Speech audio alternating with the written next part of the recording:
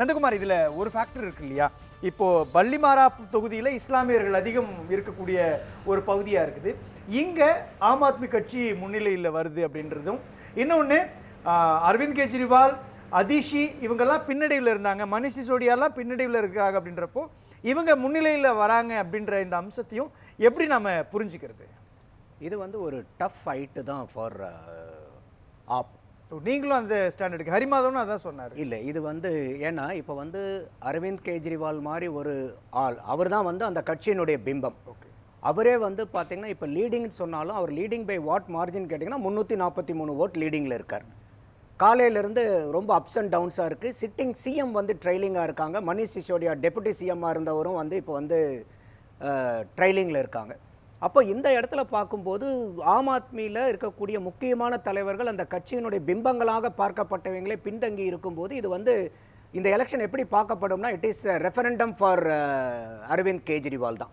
ஏன்னா இப்போ அரவிந்த் கெஜ்ரிவாலினுடைய அடையாளம் என்னன்னா அவர் வந்து ஒரு சுத்தமான பரிசுத்தமான ஆள், ஒரு ஆம் ஆத்மி அந்த மாதிரி தான் இருந்துச்சு. ஆனால் அந்த பிம்பத்தை பூராமே வந்து இந்த லிக்கர் ஸ்கேம் வந்து உடச்சி எரிஞ்சுது, இந்த சீஸ் மகால் பிரச்சனை உடச்சி எரிஞ்சுது. இந்த தடவை கேம்பெயினில் வந்து பார்த்தீங்கன்னா பிஜேபி லாஸ்ட் 2 எலெக்ஷன் 15-20 வந்து அந்த கேம்பெயின் பூராமே வந்து அந்த டெல்லி என்சிடின்னு சொல்லக்கூடிய அந்த லீடர்ஷிப் கிட்ட விட்டுருந்தாங்க. ஸோ அதில் வந்து அவங்க பெரும்பாலான எதிர்பார்த்த வெற்றி வந்து அவங்களுக்கு கிடைக்கல. ஓட் ஷேர் பெரிய ஸ்லாஷ் இல்லை. 2013 வந்து 93 ஜெயிக்கும் போது 40 சில்லற % வச்சுருக்காங்க.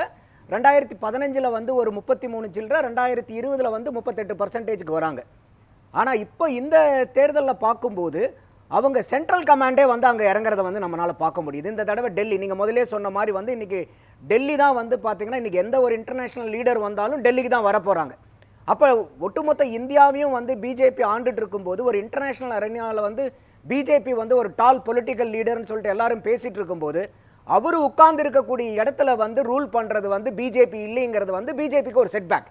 அப்போ இந்த தடவை என்ன பண்ணுறாங்கன்னா அதை வந்து ரொம்ப திடகாத்திரமாக எடுத்துகிட்டு இதுக்கு மேலே நம்ம அதை விடக்கூடாதுன்னு சொல்லிட்டு டாப் கமாண்டே வந்து இந்த எலெக்ஷனில் இறங்கி ரொம்ப ஃபோக்கஸ்டு, லேசர் ஃபோக்கஸ்டு கேம்பெயினிங்கை நம்மளால் இந்த தடவை பார்க்க முடிஞ்சு. என்ன அந்த நுணுக்கம் தான் தேவை. அந்த நுவான்சஸ் எதில் இந்த நுவான்சஸ் பார்த்தீங்கன்னா ஒன்று வந்து ஜென்ரலாக எப்பயுமே வந்து அவங்க ப்ராடராக இந்தியா டெவலப்மெண்ட்டுன்னு மட்டும் பேசாமல் அந்த டெல்லியிலுடைய மைக்ரோ லெவலில் ரீஜனல் பாலிட்டிக்கல் டெவலப்மெண்ட்டை அவங்க பேசுகிறாங்க. இப்போ ஆம் ஆத்மின்னு பேசும்போது அவங்க என்ன பண்ணுறாங்கன்னாக்கா நம்ம வந்து இன்றைக்கி எஜுகேஷனில் நல்லா கொண்டு வந்திருக்கோம், ஹெல்த்தில் நல்லா கொண்டு வந்திருக்கோங்கும் போது சென்ட்ரல் கவர்மெண்ட்டில் கொண்டு வந்த ஹெல்த் ஸ்கீமே அவங்க வந்து அங்கே இம்ப்ளிமெண்ட் பண்ண விடலை. அப்போ எந்தெந்த ஸ்கீம் வந்து சென்ட்ரல் கவர்மெண்ட் கொண்டு வந்து மக்களுக்காக கொண்டு வந்துச்சோ அதையெல்லாம் இந்த ஸ்டேட் கவர்மெண்ட் இந்த நேம் ஆஃப் ஆன்டி பிஜேபி எந்த அளவுக்கு உங்களை வந்து வஞ்சிக்கிறாங்க. அதே மாதிரி இன்னைக்கு டெவலப்மெண்ட் ஆம் ஆத்மின்னு சொல்லிட்டு இன்னைக்கு வந்து அவருடைய வீட்டை வந்து 15 கோடி ரூபாய் செலவு பண்ணி புனரமைச்சு ஒரு சீஸ் மகால் மாதிரி அதை பண்ணியிருக்காரு. ஆனால் இன்னைக்கு ஏழைகள் இருக்கக்கூடிய இடம் எப்படி இருக்கு? 10 வருஷமா அவங்க ஆண்டு இருக்காங்க. இவங்க என்ன சொல்லி வந்தாங்க? சாதாரண மக்களுக்கும் வந்து பார்த்தீங்கன்னா நாங்கள் அருமையான வாழ்விடம் கொடுப்போம், வசதி வாய்ப்பை கொடுப்போம் தான் சொன்னாங்க. ஆனால் இன்றைக்கும் வந்து இருக்கக்கூடிய கூரை வீடுகள் பூராமே அப்படியே தான் இருக்குது. குப்பை கூலங்கள் எப்படி இருக்குது? ஏன்னா இதே வந்து பார்த்தீங்கன்னா எலெக்ஷனுக்கு கொஞ்ச நாளைக்கு முன்னாடி வரைக்கும் குப்பையெல்லாம் பயங்கர ப்ராப்ளமாக இருக்காங்க. ஏர் பொல்யூஷன் இருக்குது, குப்பைகள் சரியாக கூட்டல, தண்ணி ப்ராப்ளம் இருக்குது, தண்ணி பொல்யூஷன் இருக்குது. இதே வந்து எலெக்ஷனுக்கு ஒரு வாரத்துக்கு முன்னாடி பார்த்தீங்கன்னா எல்லாம் படப்படன்னு எல்லா வேலையும் நடக்குது. எலெக்ஷன் முடிஞ்சதுக்கப்புறம் வந்து பார்த்தீங்கன்னா இன்றைக்கி காலையில் வந்து அந்த குப்பை இருக்கிறத காமிக்கிறாங்க. அப்போ எந்த மாதிரி வந்து இவங்க வந்து ஃபோக்கஸ் பண்ணுறாங்க? அடுத்தது இது வந்து சிஏஜி ரிப்போர்ட். இது வந்து ஒரு வெறும் பிஜேபி மட்டும் இவரை வந்து அந்த ஆல்கஹால் ஸ்கேமில் பண்ணியிருந்தா பொலிட்டிக்கல் வெண்டேட்டான்னு சொல்லலாம். இது எங்கிருந்து ஸ்டார்ட் ஆகுதுன்னா சிஏஜி ரிப்போர்ட் வந்து அவங்க ஃபைண்டிங் பண்ணுறாங்க. இந்த ஃபைண்டிங் பண்ணும்போது அதில் வந்து இந்த மாதிரி ஸ்கேம் இருக்குங்கும் போது காங்கிரஸே வந்து அதை வந்து ரெக்வெஸ்ட் பண்ணுறாங்க, இந்த சிஏஜி ரிப்போர்ட்டை டேபிள் பண்ணுங்க, அசெம்பிளியில் டேபிள் பண்ணுங்க, லெட் அஸ் டிஸ்கஸ் ஆன் திஸ்ங்கறாங்க. 2G கேஸ்லயே சிஏஜி ரிப்போர்ட் ஒர்க் பண்ணி இருக்கு. நான் சொல்றது இந்த எலெக்ஷனை மட்டும் பேசுறேன். நான் அதான் சொல்றேன். 2011ல சிஏஜி தானே வினோத் ராய் தானே சொல்றாரு 2G ஸ்கேம் நடந்திருக்குன்னு. ஆனா வினோத் ராய் அதை ப்ரூவ் பண்ண முடியாதப்போ இதுலயும் மதுபான கொள்கை முறைகேடு விஷயத்துல இதே சிஏஜி தான் ரிப்போர்ட் சொல்லுது. அது எப்படி லாஜிக்? டேபிள் பண்ணுங்கன்றாங்க. நீங்க விவாதத்துக்கு கொண்டு வாங்க. இது அப்போ சிஏஜி ரிப்போர்ட் ஒரு அரசியல் டூலா பயன்படுத்தப்படுதான்ற ஒரு பார்வை இல்ல. நீங்க ரிப்போர்ட்ங்கிறது எல்லா ரிப்போர்ட்டுமே இட் இஸ் a valid இல்லையா? இது வந்து ஏன்னா சிஏஜிங்கிறது வந்து அரசியல் சார்ந்தவர் இல்ல, பிஜேபியினுடைய ஆளு. நான் எது கேக்குறேன்னா வினோத் ராய் தானே சொன்னாரு சிஏஜி ரிப்போர்ட்ல என்ன சொல்றாரு, 2Gல வந்து 1,76,000 கோடி ரூபாய் முறைகேடு நடந்திருக்குது, ஊழல் நடந்திருக்குன்னு சொல்றாரு. அதே சிஏஜி ரிப்போர்ட் ஓபி சைனி சிறப்பு நீதிமன்ற நீதிபதி நான் கதவை திறந்து வச்சுட்டு உட்காந்துருக்கிறேன், சிஏஜிலேருந்து யாரும் வரல, மத்திய அரசுலேருந்து யாரும் வரல, பாஜகவிலேருந்து யாரும் வரலன்றப்போ சிஏஜி ரிப்போர்ட்டோடைய நம்பகத்தன்மை என்னன்றது கொஸ்டினபிளா மாறுது இல்லையா, கேள்விக்குட்படுத்தப்படுது இல்ல? கரெக்ட் தான். Any subject report is subject to scrutiny. அவங்க என்ன சொல்றாங்க, நீங்க அட்லீஸ்ட் கொண்டு வாங்க, லெட் அஸ் டிபேட் ஆன் திஸ்ங்கறாங்க. நீங்க மிஸ்டர் கிளீன் சொல்லும்போது அதை நீங்க டேபிள் பண்ணுங்க. இது என்னென்ன பிரச்சனை இருக்கு, இதை நீங்க இதுல விவாதிக்கலாம் நம்ம சட்டமன்றத்தில் கேட்கும்போது அதை கொண்டு வரதுக்கு மறுக்கிறார். அதே மாதிரி வில்சனும் சொன்னார், அவர் 9 தடவை இஸ் டாட்ஜிங் நம்ம இவங்க ஈசியினுடைய இதை அந்த என்னது அந்த பெட்டிஷன் இதுக்காக கூப்பிட்றத வரவே இல்லை, நீ பண்ணுறதை பண்ணுங்கிற மாதிரி. இது சில நேரத்தில் அரவிந்த் கெஜ்ரிவால் என்னவா ஆயிடுறாருன்னா அரகண்ட் கெஜ்ரிவாலாக மாறிடுறாருங்கிறத நம்மளால பார்க்க முடியுது. ஏகேங்கிறது இப்படி சொல்லலாம், அரகண்ட் கெஜ்ரிவாலாக அரகண்ட் கெஜ்ரிவாலா. இப்போ ஒரு 9 தடவை நீங்க உங்களுக்கு சம்மன் அனுப்பிச்சு நீங்க போகலன்னாக்கா அப்ப என்ன அர்த்தம்? நீ பண்றதை பண்ணு, நான் பண்றதை பண்றேன்னு தான் அர்த்தம். அதுல என்ன ஒரு பியூட்டின்னா, துணைநிலை ஆளுநரை வச்சு அரவிந்த் கெஜ்ரிவாலை இடையூறு பண்ணுன பாஜக அரகண்ட் பாஜக கிடையாது. ஆனா அரவிந்த் கெஜ்ரிவால் அரகண்ட் கெஜ்ரிவால் இல்ல. நீங்க லாஜிக் புள்ளியாது. நீங்க டெல்லியினுடைய லெப்டினன்ட் கவர்னரையும் மற்ற ஸ்டேட் கவர்மெண்ட் கவர்னரையும் ஒரே தரத்துல வச்சு பார்க்க முடியாது. ஏன்னா டெல்லியை பொறுத்த வரைக்கும் உங்களுக்கு ஸ்டேட் லிஸ்ட்ல இருக்கக்கூடிய 1, 2 and 18 it is not at all under state government. அதாவது பப்ளிக் ஆர்டர், லேண்டு, போலீஸ், இந்த 3 அவங்க கையில் இல்லை. அது சென்ட்ரல் கவர்மெண்ட் சைடில் தான் இருக்குது. அப்போ ஒரு லெப்டினன்ட் கவர்னருக்கு பார்த்தீங்கன்னா இந்த இடத்துலையும் அவருக்கு, அதனால தான் சொல்கிறேன், மற்ற ஸ்டேட் கவர்மெண்ட்டினுடைய இருக்க கவர்னருடைய பவரை விட டெல்லியில் இருக்கக்கூடிய கவர்னருடைய பவர் கொஞ்சம் இது. அதுக்காக அந்த இடத்துல அவங்க மிஸ்யூஸ் பண்ணலையா கவர்னரா? இல்லை, பண்ணியிருக்காங்க. அதையும் நான் ஏற்றுக்கிறேன். ஆனால் என்ன பார்க்குறோன்னா, இங்கே அரவிந்த் கெஜ்ரிவாலை பொறுத்த வரைக்கும் எக்ஸ்ட்ராடினரி பொலிட்டிக்கல் ஸ்டார்ட் அப், எப்படி நம்ம ஒரு பிசினஸ்ல ஸ்டார்ட் அப் சொல்றோம் இல்லையா, அந்த மாதிரி ஒரு சக்சஸ்ஃபுல் ஸ்டார்ட் அப் பொலிட்டிக்கல் பார்ட்டியில அரவிந்த் கெஜ்ரிவால். ஏன்னா ஆரம்பிச்ச 12 வருஷத்துக்குள்ளாரையே 10 வருஷத்துக்குள்ளாரையே நீங்க நேஷனல் பார்ட்டின் ரெகக்னைசேஷன் வாங்கினது பெரிய அளவுக்கு யாரும் கிடையாது. ஆனா ஐடியாலஜி, அந்த பார்ட்டியினுடைய ஐடியாலஜி என்ன, கோர் ஐடியாலஜி என்னன்னா நத்திங் பட் ஆன்டி கரப்ஷன். அப்போ அந்த இடத்துல அரவிந்த் கெஜ்ரிவால் மட்டும்தான் ஒரு ஐசோலேட்டட் ஐடென்டிட்டியா இருக்கார் அந்த பார்ட்டிக்கு. இல்ல, அதை நீங்க எப்படி வெறும் ஊழல் எதிர்ப்பு மட்டுமே ஒருத்தவங்களை ஆட்சியில கொண்டு வர முடியுமா அப்படின்றப்பதான் பொன் வில்சன் பல பட்டியல சொன்னார் இல்லையா அதுக்கு முன்னாடி. இல்ல, அவங்களுடைய கொள்கைகள் என்னன்னு சொல்லுங்க. ஆம் ஆத்மியினுடைய கொள்கைகள் என்ன? இல்ல, ஊழல் ஒரு ஃபேக்டரா இருக்காதுன்றாங்க இல்லையா. இப்போ பஞ்சாப்ல ஆம் ஆத்மி ஆட்சி அமைக்குது அப்படின்னா அது ஊழல் ஃபேக்டர் இல்லையே. அங்க விவசாயிகளுடைய பிரச்சனை ஒரு முக்கியமான காரணமா இருக்கும் இல்லையா. டெல்லியில் நடந்த அந்த போராட்டத்தை தன்மையப்படுத்திக்கிச்சு ஆம் ஆத்மின்னு பார்க்கலாம். இப்போ லல்லு பிரசாத் யாதவுக்கு மேலே இருக்கக்கூடிய அந்த ஊழலுக்கு பிறகுதானே அவங்க பெரும்பான்மையான இடங்களில் அவங்க ஜெயிக்கிறாங்க. நிதிஷ்குமார் ஆட்சியில் உட்கார்றதுக்கான களத்தையே லல்லு பிரசாத் தானே உருவாக்குறாரு. அப்படி இங்கே தமிழ்நாட்டினுடைய அரசியல் கழகத்தை நம்ம பார்க்குறப்போ ஊழல்ன்றது ஒரு ஃபேக்டராக மாறாத போது ஆம் ஆத்மி எப்படி நீங்கள் ஊழலுக்கு எதிரான ஒரு கட்சி அதை தான் அவங்க அப்படி பார்க்குறாங்கன்ற ஒரு புள்ளி எப்படி நீங்கள் எந்த அடிப்படையில் ஆம் ஆத்மி வந்தாங்கன்னு மட்டும் சொல்லுங்கள். What is Dhar origin? எந்த புள்ளியில அவங்க ஃபைட் பண்ணி சீட்டுக்கு வராங்க அதை மட்டும் சொல்லுங்க. எந்த அடிப்படையில் வந்தாங்க? அண்ணா ஹசாரேனுடைய போராட்டம். அண்ணா ஹசாரே போராட்டம் எதை எதிர்த்தது? இல்ல, அதுதான் நான் கேட்கிறேன். நான் இப்போ அதுக்கு அடுத்து நடக்கக்கூடிய எலெக்ஷன்ல அவங்களுடைய ட்ரெண்டே மாறிடுச்சு. அதான் நான் சொல்ல வரேன். என்னன்னா, இல்ல, நான் என்ன கேட்கிறேன், 2015 தேர்தலில் அவங்க ஊழல் எதிர்ப்பா இருக்கலாம், அண்ணா ஹசாரேனுடைய போராட்டத்தினுடைய பலனை அவங்க அறுவடை செஞ்சுக்கலாம். ஆனால் 2015க்கு பிறகு 2020 நடந்த எலெக்ஷனில் சிறந்த கல்வி கட்டமைப்பை கொடுத்துருக்குறோம், சிறந்த நகர கட்டமைப்பை உருவாக்கி இருக்கிறோம், தண்ணீர் பிரச்சனையை தீர்த்திருக்கிறோம், மின்சார பிரச்சனையை தீர்த்திருக்கிறோம் அப்படின்ற பல அம்சங்கள் பார்க்கப்படுது இல்லையா. இன்னைக்கும் கல்வினா கேரளான்ற ஒரு ட்ரெண்டை உடைச்சிட்டு சிறப்பு கல்வி திட்டத்தை டெல்லி கொடுக்குதுன்ற ஒரு பார்வை இந்தியா முழுசுக்கு உருவாயிருக்கு இல்லையா. இல்லை, அதுலலாம் மாற்று கருத்து இல்லை. அதனால தான் நானே சொன்னேன், ஹெல்த் குவாலிட்டி கொண்டு வந்தாங்க, எஜுகேஷனில் குவாலிட்டி கொண்டு வந்தாங்க, நீங்கள் சொன்ன மாதிரி எலக்ட்ரிசிட்டி ஈஸி.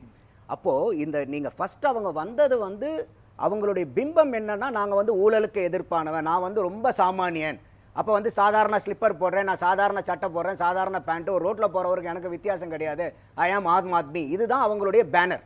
இது உங்களுக்கு அந்த ஊழல்ங்கிற ஒரு குற்றச்சாட்டு இருக்கும்போது அதை உடச்சிட்டு வெளியே வரதுக்கு உதவும்.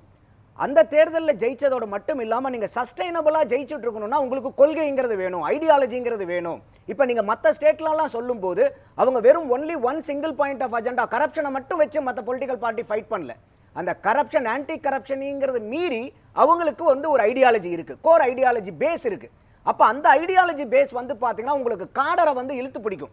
இப்போ என்னன்னா, நீங்கள் சொன்ன மாதிரி ஃபர்ஸ்ட் டைம் வந்தபோது அவங்க 2 வருஷத்தில் காலி ஆகுறாங்க, மறுபடியும் திருப்பி மக்கள் பரவாயில்ல இந்த அளவுக்கு ஓட் ஷேர் வாங்கி 18 சீட் வந்திருக்காங்க, இவங்களுக்கு வாய்ப்பு கொடுக்கலான்னு கொடுக்குறாங்க, 67 சீட் கொடுக்குறாங்க.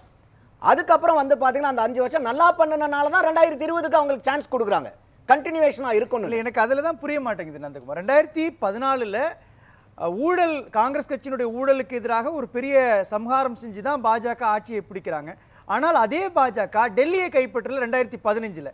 எனக்கு தெரிஞ்சு முதல் மோடி எதிர்ப்பு, பாஜக எதிர்ப்பு அப்படின்ற புள்ளியை இந்திய அரசியல்ல கட்டமைச்சது அரவிந்த் கெஜ்ரிவாலுடைய ஆம் ஆத்மி தானே. அதில் ஏன் நம்ம வந்து தயங்குறோம்? 2016 தான் இன்னொரு தேர்தல் நடக்குது. ஜெயலலிதா 2014 மோடியா லேடியான்ற ஒரு அரசியல் கட்டமைப்பு உருவாக்குறாங்க. தலைநகர் டெல்லிக்குள்ள இருந்துகிட்டு ஒரு பெரிய மாற்றத்தை உருவாக்குறாரு இல்லையா அரவிந்த் கெஜ்ரிவால். அந்த புள்ளியை நம்ம எளிதா கடந்து போயிட முடியும். இல்ல அதை கடக்க முடியாது. அதனால தான் நான் சொல்றேன் it was excellent political start up. அது வந்து என்னன்னா அந்த அரகன்ஸ் கொஞ்சம் உள்ளார். அதனால தான் நான் அதை சொன்னேன். அந்த அரகன்சி வரும்போது நம்ம வந்து நீங்க பொலிட்டிக்கல் பார்ட்டியை வந்து நீங்க ஐடென்டிஃபை பண்ணி போகணும். ஒரு 2 எலெக்ஷன்ல ஜெயிச்சனாலவே இப்போ அந்த ஹரியானால ஒரு ப்ராப்ளம் வந்த உடனே ஹரியானால வந்து இவர் வந்து ஒரு 1.3% வச்சுட்டு எனக்கு 5-6 சீட்டு கொடுங்கன்னு கேட்டார். ஒரு 2-3 பாயிண்ட்டுக்கு மட்டும் நான் சொல்றேன். இப்போ இவர் சொல்ற மாதிரி வந்து பிஜேபி வந்து இந்த அளவுக்கு சதி திட்டம் தீட்டிருச்சு, அதை பண்ணிருச்சு அப்படி இப்படின்னா ஓட்டு போடுறது யாரு? மக்கள் தானே. அப்ப இங்க இருக்கக்கூடிய சஃபிக்கே இந்த அளவுக்கு வந்து இவ்வளவு இன்ஃபர்மேஷன் தெரிஞ்சு இவ்வளவு தூரம் வந்து அவங்க சதி திட்டம் தீட்டுறாங்கும் போது டெல்லியில இருக்கக்கூடிய மக்களுக்கு அது ரியலைஸ் ஆயிருக்காதா? அவங்க தினந்தோறும் அதை பாக்குறாங்க இல்லையா? அப்ப இது எல்லாத்தையும் பார்த்து தானே மக்கள் வந்து வாக்கு கொடுக்குறாங்க. அப்ப இதையும் பார்த்து இன்னைக்கு ஆம் ஆத்மியை ஜெயிக்க வச்சிருந்தா நம்ம என்ன சொல்லுவோம்? இல்ல பாரதிய ஜனதா பண்ணதுக்கு பூரா மக்கள் வந்து தண்டனை கொடுத்துட்டாங்க, ஆம் ஆத்மி பண்ணது கரெக்ட் ஜெயிச்சிருச்சுன்னு நம்ம சொல்லுவோம். இப்ப மக்களே வந்து அந்த இடத்துல வந்து ஓட்டு போடும்போது இது எந்த இடத்துல வந்து நம்ம போய் அவங்கள பாரதிய ஜனதா பாரதிய ஜனதா சேர்ந்தது கரெக்டான கூட வச்சுங்க, இவர் சொல்றது உண்மையினே கூட வச்சுங்க. பட் கடைசியில் எஜமானர்கள் ஓட்டு போடுறவர். அடுத்தது 6 மாசத்துல எப்படி 40 லட்சம் வாக்காளர்கள் உள்ள வந்தாங்க மகாராஷ்டிரான்னாரு. இந்தியாவில் ஒரு நாளைக்கு 67,385 குழந்தைங்க பிறக்குது. அப்போ 6 மாசத்துக்கு 30 நாள் கணக்கு வச்சிங்கன்னா 1,20,00,000 குழந்தைகள் பிறக்குது. அந்த 1,20,00,000 40 லட்சம் வாக்குகள் வந்து ஒரு மகாராஷ்டிரா மாதிரி ஒரு பெரிய மாநிலத்துல உள்ளர வருது. அப்போ இதுல வந்து எங்க பதுக்கி வச்சுட்டு அந்த மாநிலத்துல கொண்டாந்துறாங்க. கணக்கு சொல்றீங்க. இல்ல ஒரு நிமிஷம் இருங்க. நீங்க 6 மாசத்துல இத்தனை குழந்தை பிறக்குது, இத்தனை குழந்தை சாகுது, இதெல்லாம் பேச்சு இல்ல. இல்ல நான் சொல்றது மருத்துவர் ஒரு ரேஷியோ சொல்றாங்க. சொல்லுங்க கேளுங்க. இதெல்லாம் கிடைக்கும். இந்த இன்ஃபென்ட் மோர்டாலிட்டி ரேட் இதெல்லாம் வேண்டாம். நான் கேட்குறது ஒரு மாநிலம் முந்தைய தேர்தல் அடுத்த தேர்தல் எப்படி சார்? நானே ஒத்துக்கிறேன் சார். 1 லட்சம் ஏன் 5 லட்சம் 6 லட்சம் ஓட்டு எக்ஸ்ட்ரா தமிழ்நாட்டில் நடக்கலாம், கர்நாடகா, கேரளா சின்ன ஸ்டேட் அங்கேயும் நடக்கலாம். எப்படி சார் 40 லட்சம் சேருவாங்க? நீங்க ஒரு நீங்க நம்மளுடைய क्वेश्चन என்னவா இருக்கும்? சொல்லு சார் இந்த கணக்கு. அந்த 40 லட்சம் ஓட்டு எங்க இருந்து வந்துச்சுன்னு கேளுங்க. 40 லட்சம் ஓட்டு ஏன் வந்துச்சுன்னு கேட்காதீங்கன்றேன் நான். இல்ல அவங்க பாஸ்ட் இயர் கம்பேர் பண்ணி இது ஒரே ஆன்சர் தான். ரெண்டாவது வந்து அது ஏமாத்து தானே இது. இன்னொன்னு வந்து பிஜேபி வந்து எல்லார்த்தையுமே வந்து முக்கியமான ஆட்கள் எல்லாம் புள்ளி வச்சு கட்டம் கட்டுறாங்கன்னா தேர்தல்ங்கிறது அதானே சார்.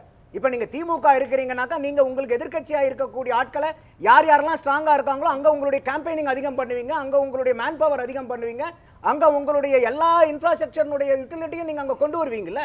அப்ப என்ன பிஜேபியினுடைய அப்ஜெக்டிவ் வந்து அரவிந்த் கெஜ்ரிவாலையும் சிட்டிங் சிஎம்ஐயும் மணிஷ் சிசோடியாவும் ஜெயிக்க வைக்கணுங்கிறது பிஜேபியினுடைய அஜெண்டாவா?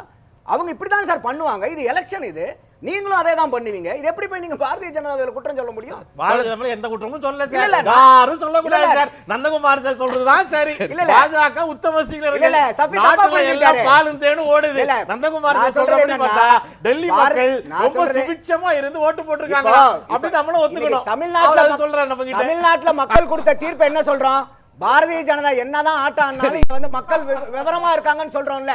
அப்ப இங்க நமக்கு போட்டா மக்கள் விவரம், டெல்லியில வந்து மக்கள் ஓட்டு போட்டா மக்கள் விவரம் இல்லன்னு அர்த்தம். அதுதான் நான் கேள்வி கேட்கிறேன். நமக்கு ஒரு பாஜக வைக்க கூடாது. ஒரே பார்வை ஒரே ஸ்டாண்டர்ட் 2 பக்கமும் வைங்கன்றேன். தமிழ்நாட்டுக்கு ஒரு ஸ்டாண்டர்ட், டெல்லிக்கு ஒரு ஸ்டாண்டர்ட் வைக்காதீங்க.